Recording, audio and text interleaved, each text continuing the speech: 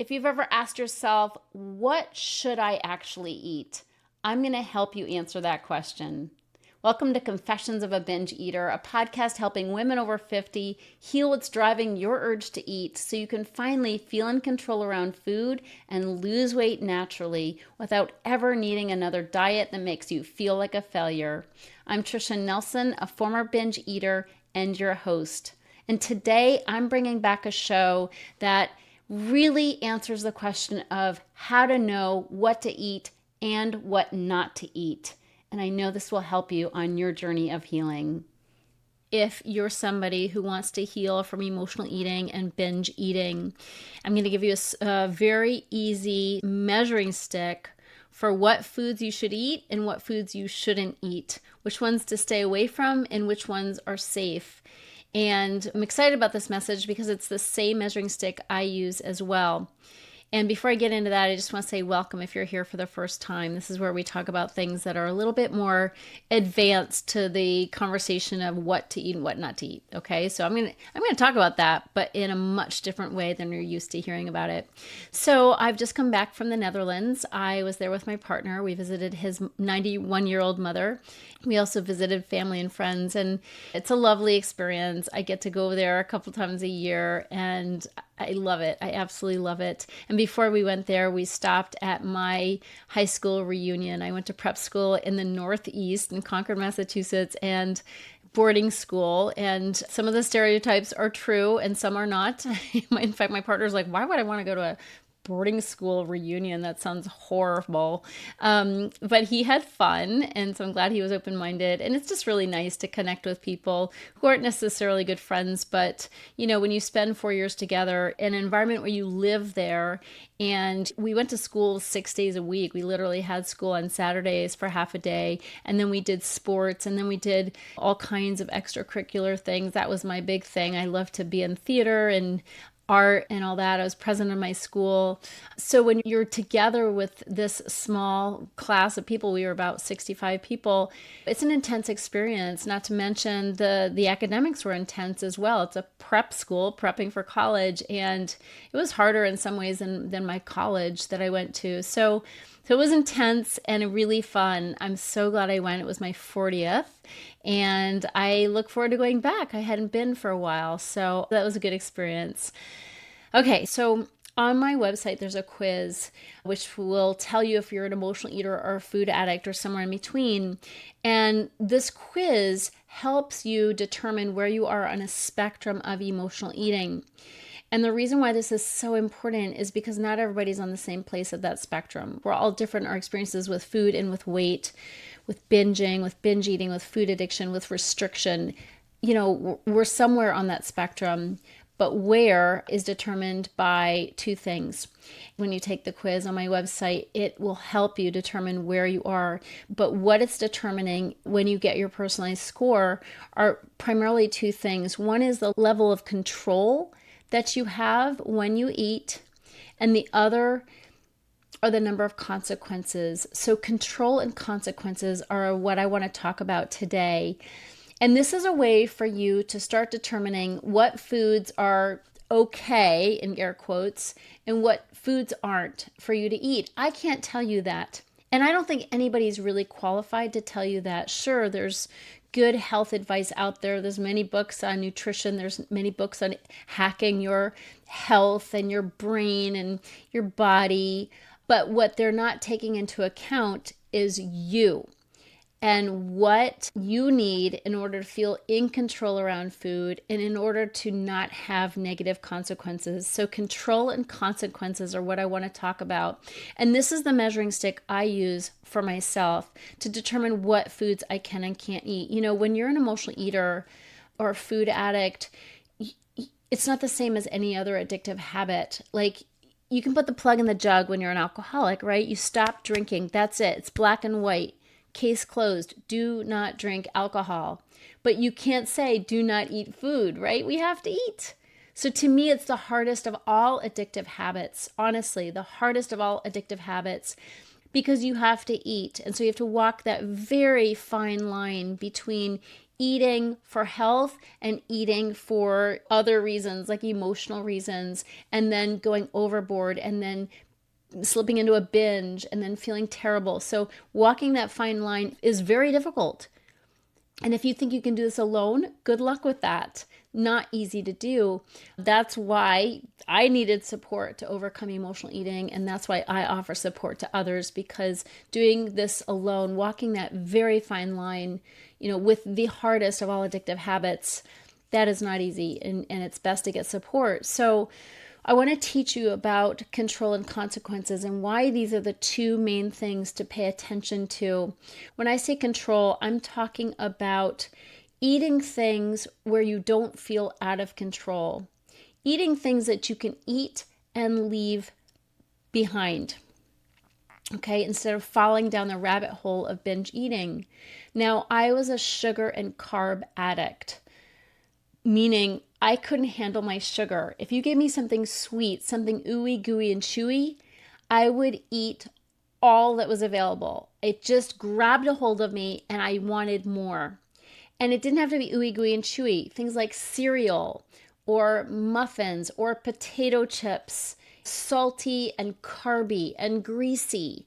These are the things I binged on. These are the things most emotional eaters binge on. We rarely binge on steak. Sure, I can eat too much steak, but it doesn't have the physiological effect that sugar and carbs do. Carbs, by the way, like bread and pasta, muffins, chips, they all metabolize as sugar in your body, which is why there's a physiological aspect to it as well. You're physically addicted as well as perhaps emotionally addicted.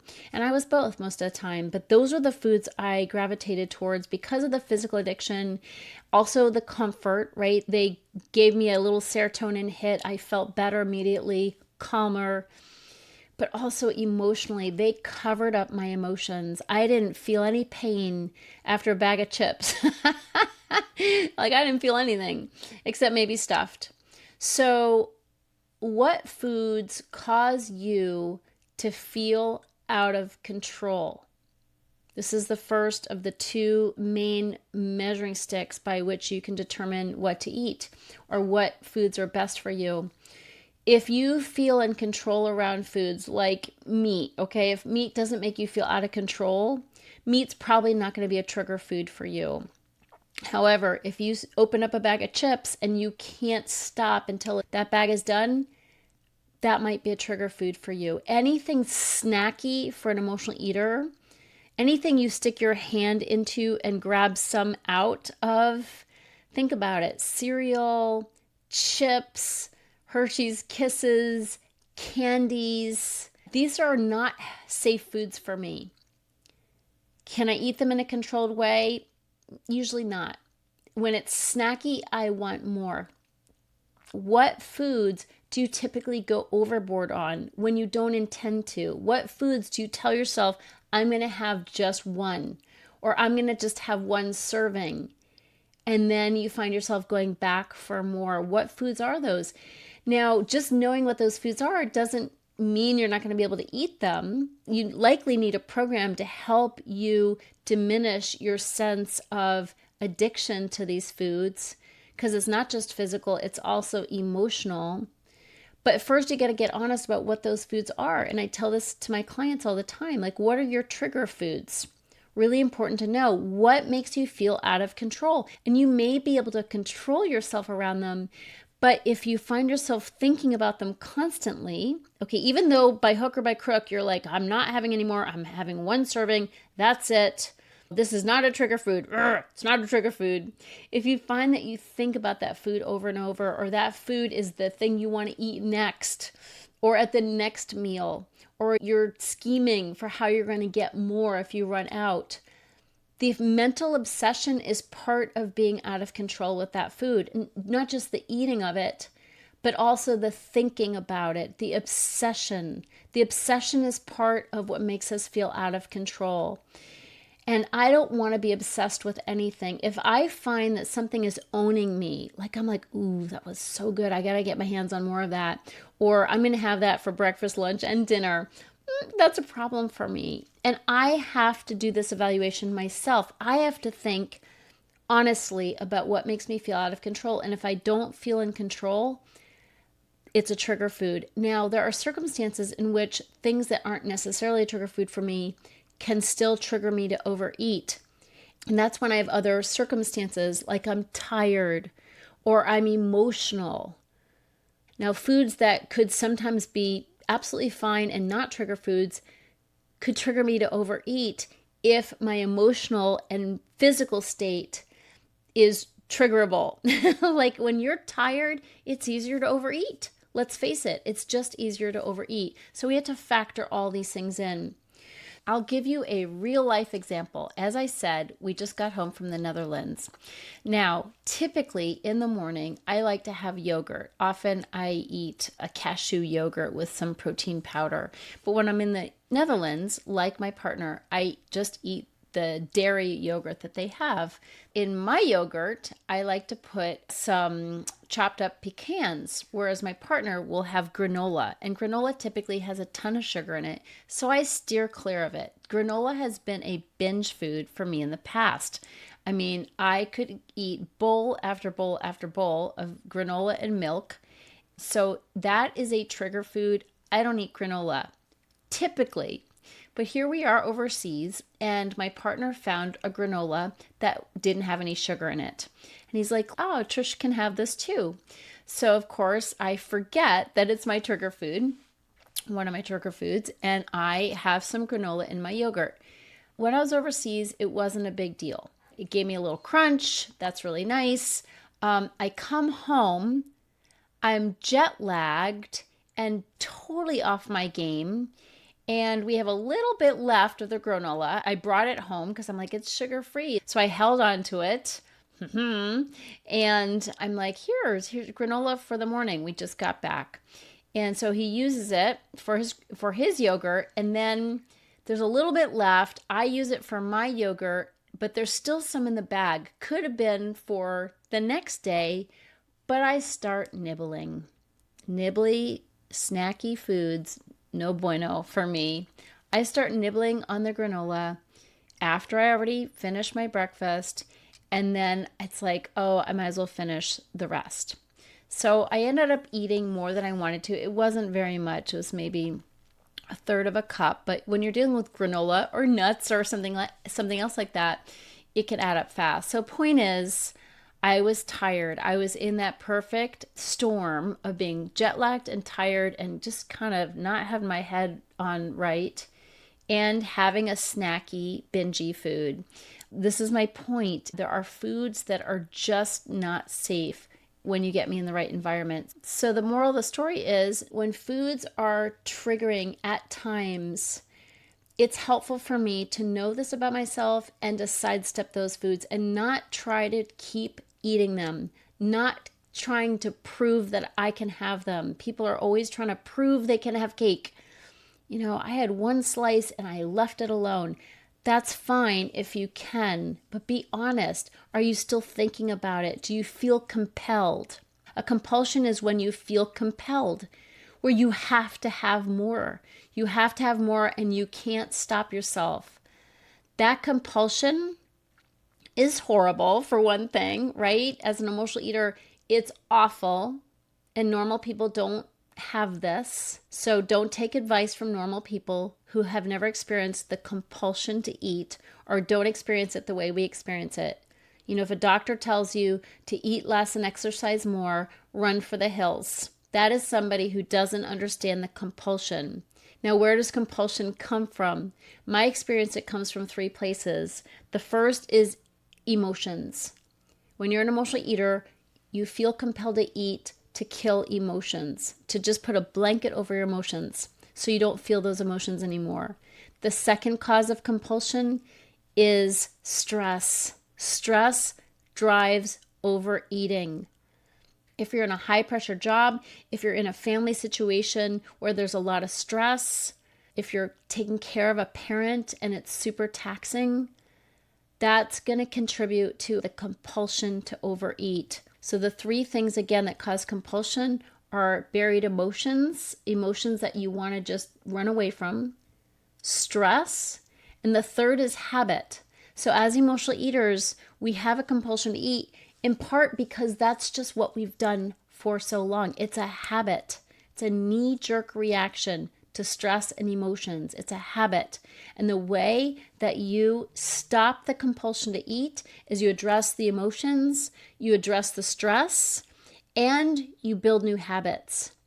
Now, this doesn't happen overnight. This is a process. It's what I teach. It's the Heal Your Hunger way. But these are the things that cause us to feel compelled to eat. So taking a look at foods that are trigger foods, but also other parts of your life, like how much sleep you're getting, how many emotions you're dealing with, whether or not you're pushing yourself to the max. Emotional eaters are great at this. As overeaters, we're overdoers.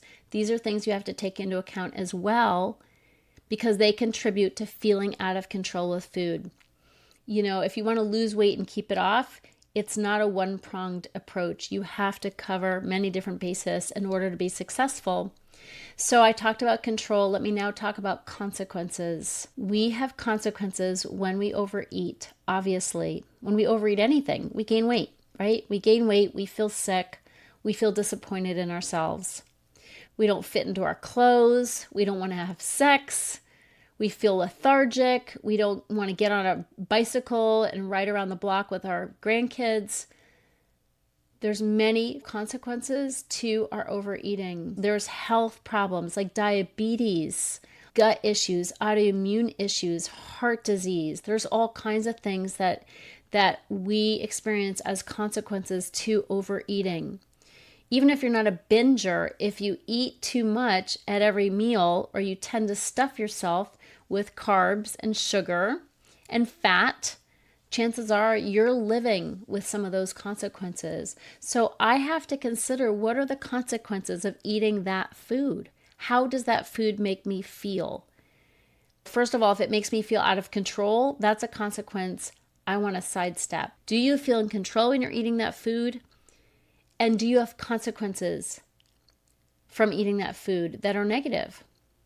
If they're positive, great. You know, when I eat a salad, I feel great. I don't feel stuffed. I feel like I've eaten the right amount if I don't load it up with croutons and blue cheese dressing like I used to. But if I eat a healthy salad with healthy fats and healthy protein, I feel good. My skin looks good. I'm just beaming. You know, my health is great. My emotional health is great. My physical health is great. But if I eat foods that weigh me down, if I eat foods that cause me to feel bad, like sugar and carbs, my skin doesn't look good, I don't have energy, and I'm also disappointed in myself because I know better. I know those aren't my best choices. So we have to think about the consequences.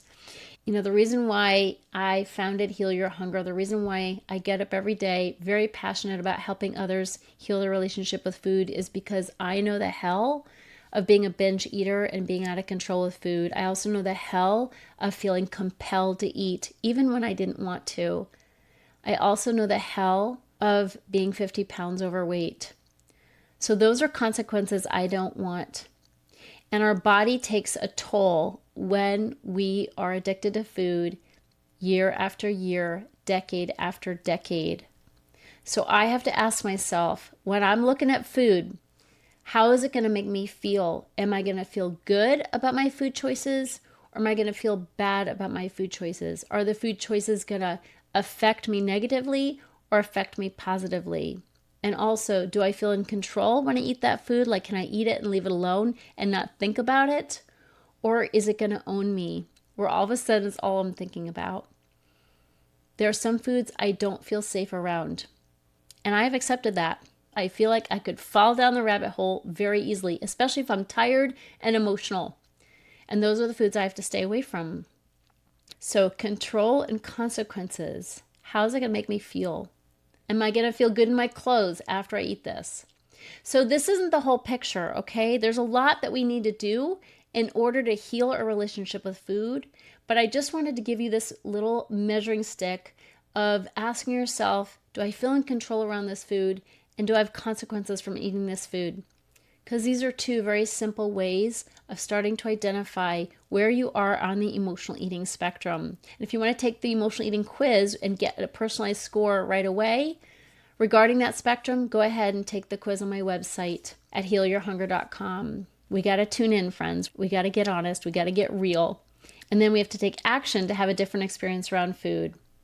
And most of all, we need support. So don't hesitate to reach out so we can help you heal. Thanks so much. I'll see you in the next show. If you're ready to get off the dieting roller coaster ride and finally make peace with food and with your body, talk to a Heal Your Hunger mentor about what steps you need to take based on your own history with food and weight. Go to healyourhunger.com and register for an emotional eating breakthrough session and see how fast you can experience real change. It's a complimentary evaluation, but there are limited spots available. So go to healyourhunger.com and register to speak with a mentor today.